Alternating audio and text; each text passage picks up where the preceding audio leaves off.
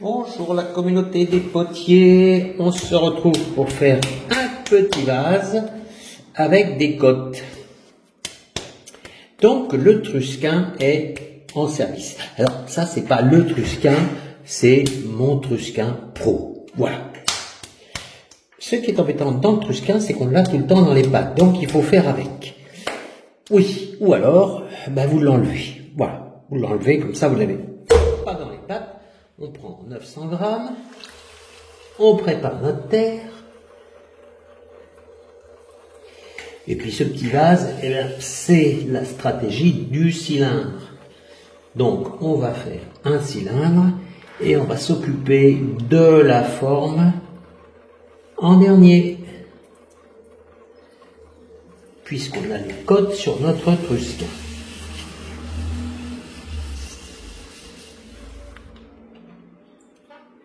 Allez, on enchaîne au geste, comme d'habitude.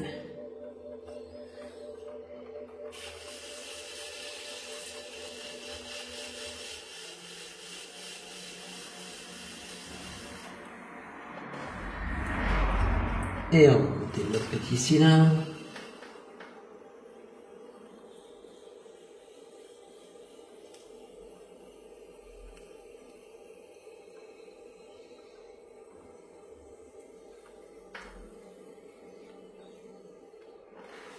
Voilà. On peut regarder où on en est quand même. Il manquera du galbe ici. Et il manquera de la hauteur. Très bien. Donc, on tient compte de ce que nous dit le Trusquin. Et pour l'instant, on dégrossit. Donc, on peut enlever. On n'a pas besoin de le laisser en permanence à ses côtes puisqu'il nous gêne. Alors, je vais chercher de la terre.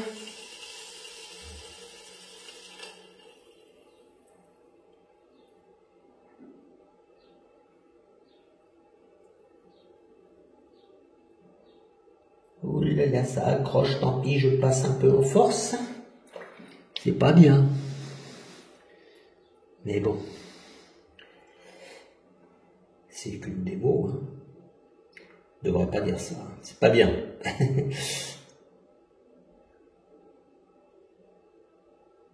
Alors, on regarde où on en est. Eh bien, on a trop de hauteur, c'est parfait. Donc, je vais ouvrir ici. C'est pour pas abîmer le haut. Hein. Si ici, j'ouvre, eh bien, ça va redescendre, c'est pour ça. C'est pour ça que je fais ça.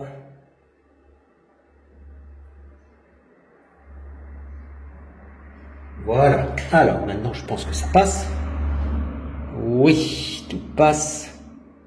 Très bien, je suis arrivé à la côte, mais pas tout à fait là-haut. Donc, qu'est-ce que je fais?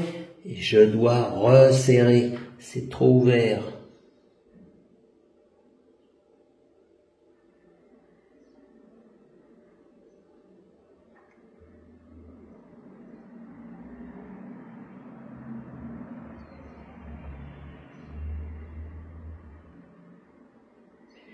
Je dirais même que j'ai un peu trop de terre, hein, on pourrait dire ça.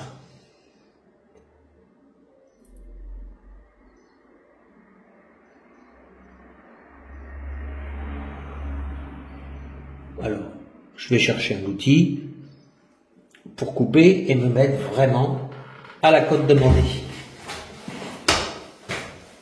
Donc, j'enlève ce qui est en trop. Avec un couteau pic bambou, hop, je me mets dessous, c'est le mieux, hein, arriver légèrement en dessous. Et je refais une petite montée.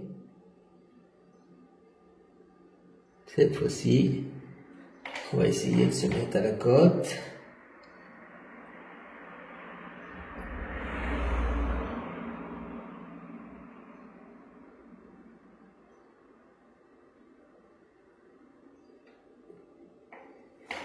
Voilà, quelque chose comme ça, un tout petit peu plus resserré, s'il vous plaît. Et voilà, j'y arrive. Ça, c'est ce qui est demandé. On peut mettre un petit coup de steak.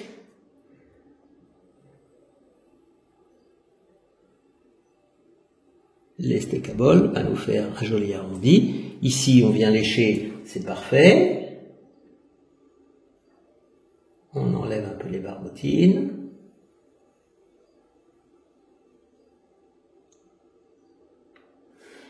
On a notre marque légèrement dessous, donc je peux redescendre un tout petit peu. Voilà. Comme ça, je suis à la côte ici, je suis à la côte ici. Et le bas, si on veut que ça soit élégant, on va enlever un petit peu de matière pour prolonger le galbe.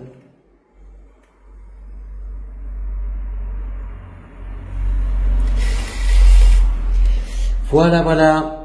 Ah, c'est sympa, hein, ce petit Etrusquin Pro. Voilà, il a fait son boulot. Hein. Qu'est-ce qu'il nous resterait à faire comme finition? On va regarder ça. Eh bien, il faut enlever l'eau qu'il y a dedans. Et puis quand même, arranger le col ici. Hein. Alors, le minimum, c'est l'éponge, l'intérieur, et puis ici, on laisse traîner. On peut prendre une peau de chamois, on peut prendre d'autres outils. Je n'ai absolument rien contre tout ça.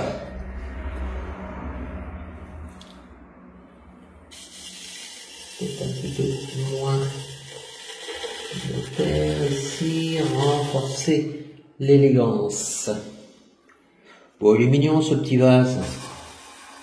Je ne sais pas si on va le garder, on va voir, on mettra des fleurs peut-être. Il y en a plein de jardins.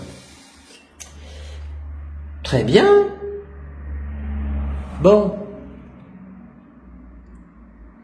Vous savez, il n'y en a plus que 12 à faire. C'est beaucoup.